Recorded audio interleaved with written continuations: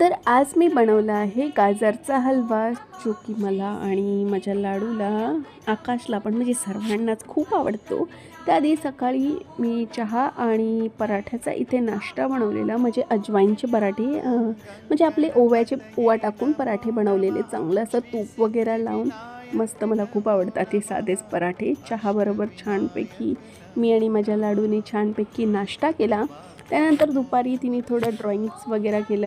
तर तिला असं ड्रॉइंग वगैरे करायला आणि नवीन नवीन काय काय शिकायला तिला खूप आवडतं. असं तिचं हे रोजचंच आहे. तर दुपारी आज जेवणाला मी मुळ्याची भाजी आणि चपाती आणि थोडं सॅलड, मस्त दुपारचं जेवण केलं. त्यानंतर संध्याकाळी दिवाबत्ती केली. आणि तसं मी गाजर ना सकाळीच किसून ठेवलेलं, कारण एकत्र ना खूप थकून जाते यार हे हलवा बनवायला.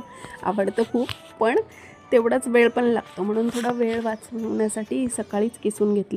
ते किसलेल्या गाजरमध्ये छानपैकी असं तूप टाकून मी 5-10 मिनटं मस्त परतून घेतलं. त्याच्यानंतर इथे बाजूलाच मी मावा पण बनवून घेतला. मी बाहेरून मावा नाही आणत जास्त करून, तर घरातच असा बनवते.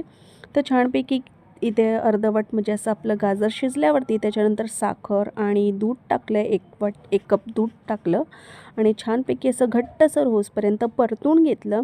त्याच्यानंतर ड्रायफ्रूट टाकले, मावा टाकला आणि इलायचीची पूड टाकली. मस्त असं मिक्स केलं आणि ते इथे रेडी आहे आपला गाजरचा हलवा. आणि हो, गाजरच्या हलव्यामध्ये फक्त मी काजूच ड्रायफ्रूट टाकले, कारण मला तेच आवडतं आणि त्याच्यानेच खूप भारी बनतं. तर चला, हा गाजरचा हलवा आमचा रेडी होता आणि आमच्या सर्वांना खूप आवडला. जर तुम्हाला आवडला तर लाईक आणि सबस्क्राईब नक्की करा. Bye bye.